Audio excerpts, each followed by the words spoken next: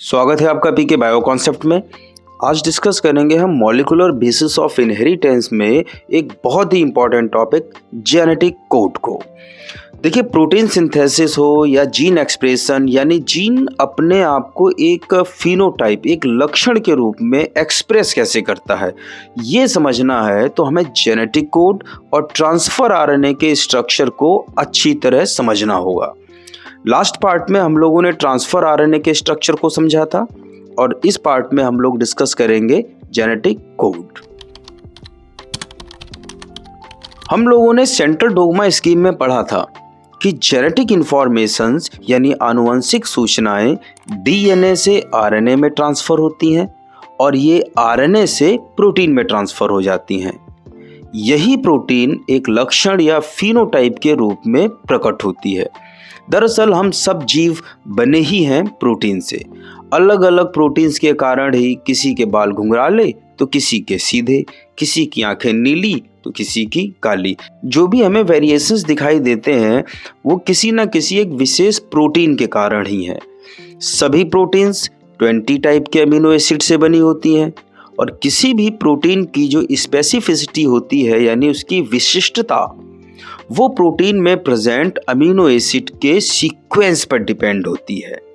Protein में जो amino acids होते हैं वो पेप्टाइड बॉन्ड से जुड़े रहते हैं। प्रोटीन की स्पेसिफिसिटी अमीनो एसिड के सीक्वेंस पे डिपेंड करती है। बस यहीं पर आकर बात फंस गई, आखिर कैसे प्रोटीन में अमीनो एसिड का क्रम निर्धारित होता है, कैसे कंफर्म होता है कि किस अमीनो एसिड के बाद कौन सा अमीनो एसिड आएगा। देखिए, डीएनए हो या एमआरएनए, दोनों ही न्यूक्लियोटाइड्स के पॉलीमर होते हैं। न्यूक्लियोटाइड भी केवल 4 टाइप के बेसिस से बनी होती हैं। एमआरएनए पर एडेनिन, ग्वानिन, साइटोसिन और यूरेसिल बेसिस होते हैं, जबकि डीएनए में एडेनिन, ग्वानिन, साइटोसिन और थाइमिन। डीएनए की मास्टर स्ट्रैंड के सहारे बनने वाले एमआरएनए पर न्यूक्लियोटाइड का क्रम डीएनए स्ट्रैंड पर प्रेजेंट न्यूक्लियोटाइड के क्रम के अनुसार ही होगा। यानी बेसिस के क्रम के रूप में प्रेजेंट जेनेटिक इंफॉर्मेशन डीएनए से एमआरएनए पर बेसिस के क्रम के रूप में ही ट्रांसफर हुई। यानी अगर यहाँ पर जेनेटिक इंफॉर्मेशन की लैंग्वेज देखें तो वो बदली नहीं है, क्योंकि वो बेस ऑर्डर की फॉर्म में डीएनए पर थी और बेस ऑर्डर की ही फॉर्म में एमआरएनए पर ट्रांसफर हो गई। यदि डीएनए के जीन भाग में, जीन का मतलब डीएनए का वो भाग जिससे एमआरएनए का ट्रांसक्रिप्शन होता है, उसी पार्ट को, उसी भाग को कहते हैं जीन। अगर किसी जीन में बेसिस का ऑर्डर 3' से 5' डायरेक्शन में T A C ji A C A C A C T A जी हो तो एमआरएनए पर 5' से 3' डायरेक्शन में बेसिस का order A U G C U G U G U G A U C होगा, क्योंकि थाइमिन जो होता है वो एडेनिन का कम्प्लीमेंट्री होता है और साइटोसिन जो होता है वो ग्वानिन का कम्प्लीमेंट्री होता है और आरएनए में थाइमिन होता नहीं है, तो जहाँ पर थाइमिन आना होगा वहाँ पर हम लाएंगे यूरेसिल को। तो यानी एमआरएनए पर जो बेस ऑर्डर होता है वो डिपेंड करता है डीएनए पर प्रेजेंट बेस ऑर्डर पर, और यही एमआरएनए प्रोटीन में अमीनो एसिड के सीक्वेंस को निर्धारित करेगा। पर करेगा कैसे, यही तो समझना है। यहाँ पर अगर हम ध्यान से सोचें तो निश्चित रूप से डीएनए या एमआरएनए पर जो न्यूक्लियोटाइड या कह सकते हैं बेसिस का क्रम है, इन बेस के क्रम और प्रोटीन में अमीनो एसिड के क्रम के बीच में एक रिलेशनशिप है। बस यही रिलेशनशिप कहलाती है जेनेटिक कोड। सरल भाषा में अगर इसे हम समझें, जैसे क्लास में आपका रोल नंबर 12 है, तो यदि कोई टीचर आए और कहे रोल नंबर 12 खड़े हो जाओ, तो आप खड़े हो जाएंगे। यानी नंबर 12 और आपके बीच में कोई रिलेशन है। बस यही रिलेशन एक कोड है, यानी 12 जो है वो आपका कोड है। उसी तरह से जो यहाँ पर एमआरएनए पर न्यूक्लियोटाइड्स या कहते हैं बेसिस का जो क्रम है और प्रोटीन में अमीनो एसिड का क्रम है, इनके बीच में भी कोई रिलेशन है। अब इस रिलेशन को समझना ही था कि एमआरएनए पर प्रेजेंट 4 टाइप के बेसिस एडेनिन, ग्वानिन, यूरेसिल और साइटोसिन कैसे प्रोटीन में अमीनो एसिड का ऑर्डर डिसाइड करते हैं।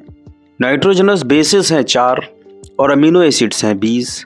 यदि एक बेस किसी एक अमीनो एसिड को कोड करता है तो केवल 4 अमीनो एसिड ही तो कोड होंगे, और अमीनो एसिड तो हैं 20, बचे हुए 16 कहाँ जाएंगे। और अगर दो बेसिस मिलकर अमीनो एसिड को कोड करें तो टोटल 16 कोड बनेंगे, और अमीनो एसिड 20, 4 अमीनो एसिड अभी भी बच जाएंगे। यानी जेनेटिक कोड ना तो सिंगलेट होता है और ना ही डबलेट।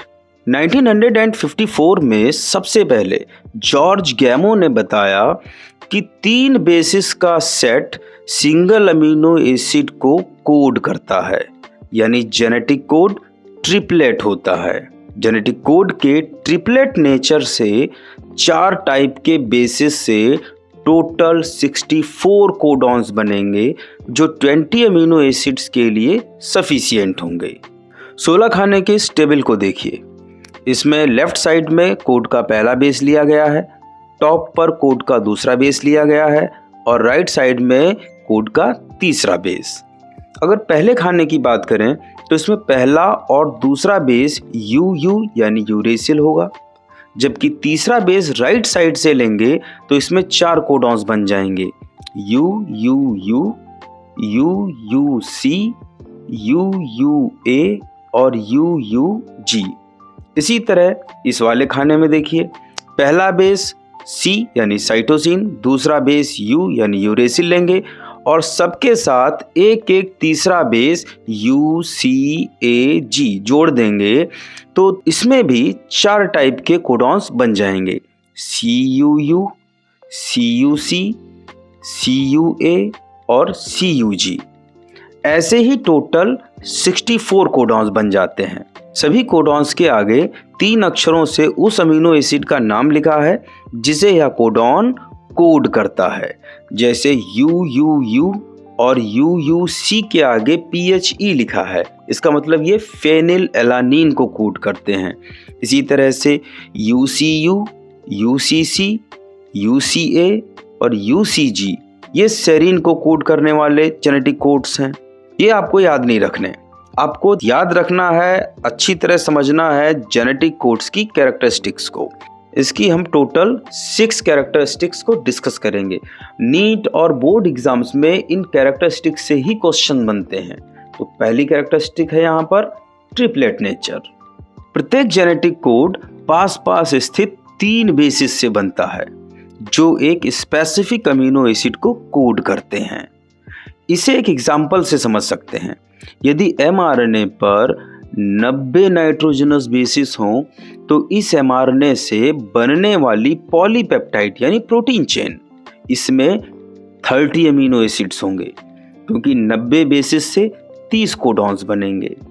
कोडॉन के ट्रिपलेट होने से 64 कोडॉन्स बनते हैं, जिनमें UAA, UAG और UGA, जिन्हें ओकर, अंबर और ओपल भी कहते हैं, ये 3 कोडॉन्स किसी भी अमीनो एसिड को कोड नहीं करते, इसीलिए इन्हें नॉनसेंस कोडॉन कहते हैं। पर जब प्रोटीन बन रही होती है तब ये प्रोटीन बनने की प्रोसेस को टर्मिनेट कराते हैं यानी समाप्त करते हैं, इसीलिए इन्हें स्टॉपिंग कोडॉन या टर्मिनेशन कोडॉन्स भी कहते हैं। तो याद रखना है आपको, UAA, UAG और UGA ये स्टॉपिंग कोडॉन्स होते हैं। एक बात और ध्यान रखनी है कि AUG कोडॉन जो है ये मेथियोनिन को कोड करता है और ये इनिशिएशन कोडॉन होता है, यानी जब भी कोई प्रोटीन बनती है तो उसमें जो पहला अमीनो एसिड आता है वो मेथियोनिन ही होता है, क्योंकि पहला कोडॉन AUG होता है। तो ये तो हो गया जेनेटिक कोड का ट्रिपलेट नेचर। इसकी सेकेंड कैरेक्टरिस्टिक है यूनिवर्सलिटी। यूनिवर्सलिटी यानी सार्वभौमिकता। एक स्पेसिफिक जेनेटिक कोड सभी ऑर्गेनिज्म में सेम अमीनो एसिड को कोड करता है, यानी UUC बैक्टीरिया हो, चाहे वायरस हो, चाहे प्रोकैरियोट्स हो, चाहे यूकैरियोट्स हो, चाहे प्लांट्स हो, चाहे यूनिसेलुलर, मल्टीसेलुलर कोई भी ऑर्गेनिज्म हो, उनमें ये फेनिलएलानिन को ही कोड करता है। ये बात क्लियर हो गई यूनिवर्सलिटी, यानी कोई भी स्पेसिफिक कोडॉन इस धरती पर पाए जाने वाले सभी ऑर्गेनिज्म में सेम अमीनो एसिड को ही कोड करता है। थर्ड कैरेक्टरिस्टिक है इसकी डीजेनरेसी। इसको थोड़ा सा ध्यान से समझिएगा। देखिए, टोटल 64 जेनेटिक कोड्स में से 3 स्टॉपिंग कोडॉन्स हैं, यानी 61 कोडॉन्स ऐसे हैं जो 20 अमीनो एसिड्स को कोड करते हैं। ऐसा तभी संभव है जब एक अमीनो एसिड एक से अधिक कोडॉन से कोड होता हो। ध्यान रखिए, सिंगल अमीनो एसिड्स का एक से अधिक कोडॉन्स द्वारा कोड होना ही कहलाता है डीजेनरेसी। कंफ्यूज नहीं होना है, फिर से रिपीट कर रहा हूं कि सिंगल अमीनो एसिड एक से अधिक कोडॉन्स द्वारा कोड हो सकता है, पर कभी भी कोई एक जेनेटिक कोड एक से ज्यादा अमीनो एसिड को कोड नहीं करता। क्लियर? 2 अमीनो एसिड्स ऐसे हैं, ट्रिप्टोफैन और मेथियोनिन। ट्रिप्टोफैन UGG से कोडित होता है और मेथियोनिन जो कि AUG से कोड होता है। इन्हें छोड़कर बचे हुए जो 18 अमीनो एसिड्स हैं, ये 2 से 6 कोडॉन्स द्वारा कोड होते हैं, यानी इन अमीनो एसिड्स के लिए एक से ज़्यादा कोडॉन्स होते हैं। ल्यूसीन, सेरीन, आर्जिनिन, इनके लिए 6 कोडॉन्स होते हैं। जो ल्यूसीन होता है ये CUU, CUC, CUA, CUG, UUA और UUG से कोडित होता है। इसी तरह से सेरीन और आर्जिनिन के भी ये 6 जेनेटिक कोड्स होते हैं। ये 6 जेनेटिक कोड्स मिलकर किसी एक ही अमीनो एसिड को कोड करते हैं। तो डीजेनरेसी क्लियर हो गया। किसी सिंगल अमीनो एसिड का एक से अधिक जेनेटिक कोड से कोड होना डीजेनरेसी कहलाता है। नेक्स्ट जो इसकी कैरेक्टरिस्टिक है वो है non overlapping. Genetic code non overlapping होते हैं, यानी एक कोडॉन का कोई भी बेस किसी अन्य कोडॉन के फॉर्मेशन में भाग नहीं लेता। जैसे मान लीजिए 2 कोडॉन्स हैं CCU और CAG, जो क्रमशः प्रोलीन और ग्लूटामीन को कोड करते हैं। ऐसा नहीं होता है कि CCU के CU बेस CAG के C बेस के साथ मिलकर CUC कोडॉन बना लें, या CCU का U बेस CAG के CA बेस के साथ मिलकर UCA कोडॉन बना लें। अगर बनेगा तो ओवरलैपिंग है, लेकिन जेनेटिक कोड में ओवरलैपिंग नहीं होती, यानी किसी भी जेनेटिक कोड का कोई भी बेस किसी अन्य जेनेटिक कोड के फॉर्मेशन में भाग नहीं लेता। नेक्स्ट कैरेक्टरिस्टिक है इसकी कॉमालेस। कॉमालेस का अर्थ है पास पास स्थित कोडॉन्स के बीच में कोई भी पंक्चुएशन, विराम चिन्ह नहीं होता। एक कोडॉन के बाद अगले 3 बेस एक नया कोडॉन बना लेते हैं। यदि mRNA पर AUG CAC ACUG ACUG CGUG कुछ इस तरह से बेस प्रेजेंट हों, तो जो इनसे कोडॉन बनेंगे वो बनेंगे AUG CAC ACU GAC UGC GUG। पर यदि कोई एक बेस इनमें से डिलीट हो जाए या कोई नया बेस यहाँ पर ऐड हो जाए तो आगे के सभी जेनेटिक कोड्स बदल जाते हैं कुछ इस तरह से। जब जेनेटिक कोड बदल जाएंगे तो अमीनो एसिड्स बदल जाएंगे, अमीनो एसिड्स बदल जाएंगे तो प्रोटीन बदल जाएगी, जब प्रोटीन बदल जाएगी तो फिनोटाइप या लक्षण भी बदल जाएगा। नेक्स्ट कैरेक्टरिस्टिक है इसकी नॉन एम्बिगुअस, यानी असंदिग्धता। जेनेटिक कोड नॉन एम्बिगुअस होता है, यानी एक जेनेटिक कोड हमेशा एक ही विशेष अमीनो एसिड को कोड करता है। ध्यान रहे, एक जेनेटिक कोड हमेशा एक ही विशेष अमीनो एसिड को कोड करता है, पर एक अमीनो एसिड एक से अधिक कोडॉन से कोड हो सकता है, जैसा कि हमने डीजेनरेसी में पढ़ा था।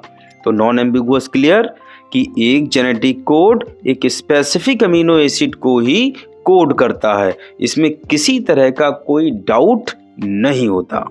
मैं उम्मीद करता हूं कि आपको जेनेटिक कोड का कॉन्सेप्ट अच्छी तरह से समझ में आ गया होगा। तो अब मिलेंगे हम नेक्स्ट पार्ट में एक नए टॉपिक के साथ। अगर वीडियो आपको इन्फॉर्मेटिव लगी हो तो आप चैनल को सब्सक्राइब कर लें और बेल आइकन को प्रेस कर दें, जिससे नई वीडियो अपलोड होते ही आपके पास नोटिफिकेशन पहुंच जाए। तो मिलते हैं नेक्स्ट पार्ट में।